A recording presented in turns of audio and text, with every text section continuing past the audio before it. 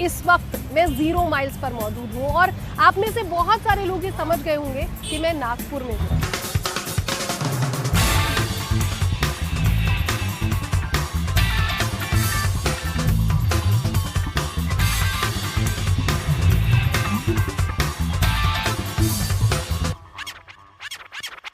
देश के बीचों बीच बसा ये शहर जहां से हर जगह की दूरी मापी बढ़ जाती है, फिर चाहे उत्तर हो या दक्षिण, पूरब हो या फिर पश्चिम। नागपुर में आज आपकी मुलाकात एक ऐसे खास मेहमान से जो देश के नंबर 1 LIC एजेंट हैं।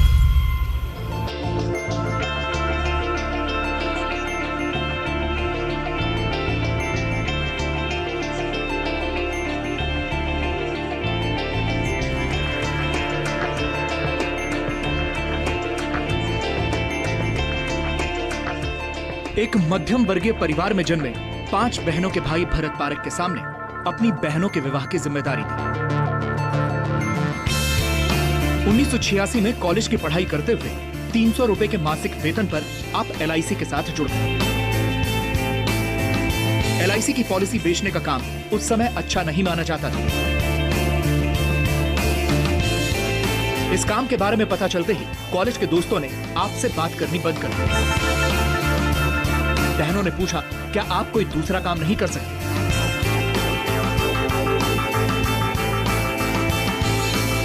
यहां तक कि जब खुद की शादी की बात हुई तो होने वाले ससुर को उन्हें अपनी इनकम टैक्स रिटर्न दिखानी पड़ी। आज आप LIC को सालाना 200 करोड़ का प्रीमियम देते हैं।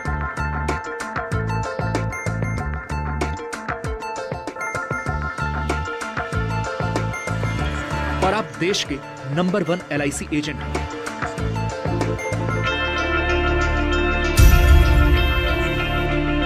तो ये है भरत पारक की कहानी। देश के नंबर 1 LIC एजेंट है भरत पारक। नागपुर के किंग्सवे रोड पर उनका ये दफ्तर है। यहाँ पर चलिए उन्हीं से जान लेते हैं उनके सक्सेस मंत्र।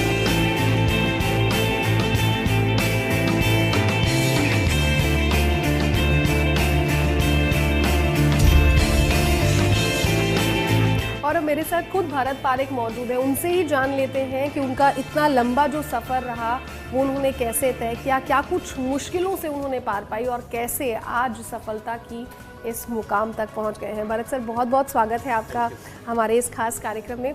सबसे पहले यही बताइए कि कब सोचा कि मैं LIC एजेंट बन जाता हूँ? 18 साल की एज में जब कॉलेज पढ़ रहा था, कॉमर्स कर रहा था, तो कॉलेज सुबह की हुआ करती थी, सुबह 7 बजे की, और हम लोग 9:30 बजे तक फ्री हो जाते थे।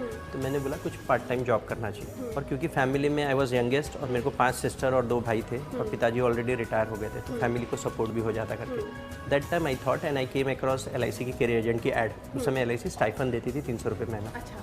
तो वो अट्रैक्ट करा मेरे को, इसलिए मैं LIC एजेंसी के प्रोफेशन में आया। इंडिया के टॉप एजेंट हैं, कैसा लगता है सबसे पहले तो? फॉर मी, मेरे लिए वो इम्पॉर्टेंट नहीं है मैं टॉप हूँ कि नहीं हूँ, वो ज़्यादा इम्पॉर्टेंट है कि कस्टमर को सर्विसेज कैसे प्रदान कर रहे हैं। जब विडो को चेक मिलता है एंड शी फील कि वी हैव वैल्यू एडेड, उसको जब लगता है कि LIC के पैसे से मेरा घर चल रहा है, LIC के पैसे से मेरे बच्चों का एजुकेशन होने वाला है, तो वो जो सेटिस्फेक्शन है that brings us on the top of the world. आज बहुत सारे युवा हैं जो इसे प्रोफेशन बनाना चाहते हैं लेकिन फिर भी कुछ हिचकिचाते हैं। जब मैं इस प्रोफेशन में शुरू में किया तो काफ़ी समय दिक्कतें आई और काफ़ी समय सोचता ये था कि जल्दी से जल्दी इससे बाहर निकल जाओ करके। ये कि ऐसा प्रोफेशन है जिसमें आपको जितनी मेहनत करेंगे उस हिसाब से रिवार्ड करेंगे, और reward is not only from money point of view I am telling और the recognition from the corporation. What is the reward? अपने को जो कस्टमर से सेटिस्फेक्शन मिलता है, अपनी जो इंडिविजुअल पर्सनैलिटी बनती है। मैं रोज़ दिन में करीब 25-50 लोगों को मिलता हूँ, तो उनसे जो सीखने मिलता है किस तरह से बिहेव करना, एक इंडिविजुअल पर्सनैलिटी इवॉल्व होती है, you become a better individual. इतने साल के करियर में कोई एक चीज़ जो आप आज भी फॉलो करते हैं? अभी भी मैं अननोनली लोगों के पास जाता हूँ, अननोनली क्लेम सेटल करता हूँ, जो उस समय भी करता था आज भी करता था। That is a reason you can say as a one liner mantra for the success. Mantra for success. Insurance कितना इम्पोर्टेंट है? पहली बात तो insurance is a basic needs. जिस तरह से एक थाली में खाना खाने के समय सब चीज़ें रहनी चाहिए, वैसे इंश्योरेंस एक बेसिक चीज़ है। वो एक फाइनेंशियल पैरामीड की सबसे बेसिक स्ट्रेंथ है।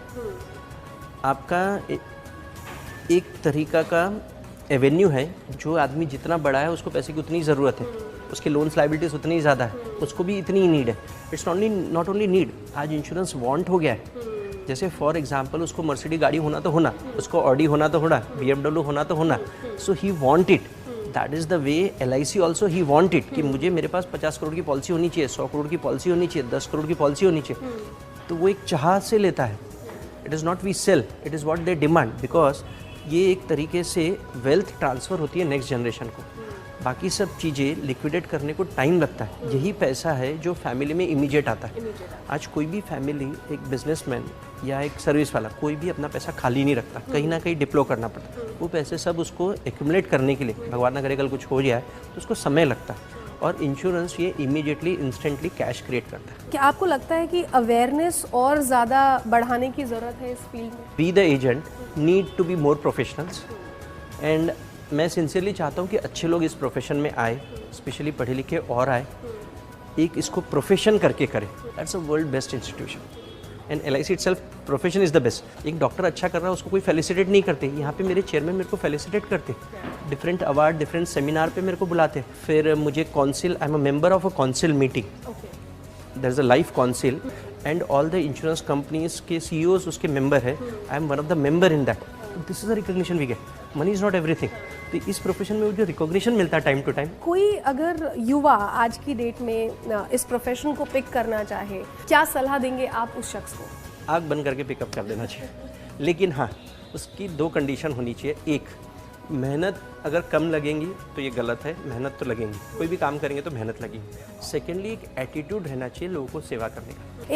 एक और अहम बात जो मैं आपसे जानना चाहूँगी, आप वो पहले शख्स थे जिसने टोल फ्री नंबर की शुरुआत यहाँ पर की। वो कॉन्सेप्ट कैसे आया दिमाग में? क्योंकि जब आपने शुरू किया शायद तब किसी ने सोचा भी नहीं था इसके बारे में। और मैं हमेशा ये सोचता था मेरा कस्टमर क्यों मेरे लिए पे करे, वो मेरे को कॉल कर रहा है। Not only toll free number, मैंने उस ज़माने में तत्काल फ़ोन लिया था। पहले तत्काल फ़ोन होता था, क्योंकि मेरे यहाँ फ़ोन नहीं था। 30,000 रुपये भरना पड़ता था, तब जाके 1 महीने में तत्काल फ़ोन मिलता था। अच्छा। और उस समय मैंने तत्काल फ़ोन लिया तो इनकम टैक्स वाले पूछने लगे, एक नोटिस आ गया कि LIC एजेंट को तत्काल फ़ोन की क्या ज़रूरत पड़ी। 30,000 रुपये had a lot of value. तो टोल फ्री नंबर का कंसेप्ट ऐसा है कि जो कॉल करेगा उसको पैसे नहीं देने पड़ेंगे, जो रिसीव करेगा उसको करना पड़ेगा। तो जब मैंने US में ये कंसेप्ट देखा, जब मैं 1995 में अमेरिका गया था, तब मुझे इसके बारे में पता चला। तो मैंने बोला why my customer should pay, इसलिए मैंने मेरे ऑफिस में वो फ़ोन इंस्टॉल किया, and people were so happy. उनको उसके कारण पता चला कि मेरा एटीट्यूड क्या है सर्विस देने का और कहाँ तक आगे जा सकता है। आप जिस मुकाम पर हैं उसका श्रेय किसे देते हैं सबसे पहले? Naturally Babita my wife, because she is with me hand in hand. पूरी बैक ऑफिस, क्योंकि मैं फील्ड में बहुत बिजी रहता, तो she takes care, regularly monitor करते हैं। स्पेशली मैं काफ़ी ट्रैवल भी करता हूँ, बाहर भी जाता हूँ, कभी स्टडी टूर के लिए, कभी मेरे खुद के एजुकेशन के लिए, तो वो पूरा संभालती है।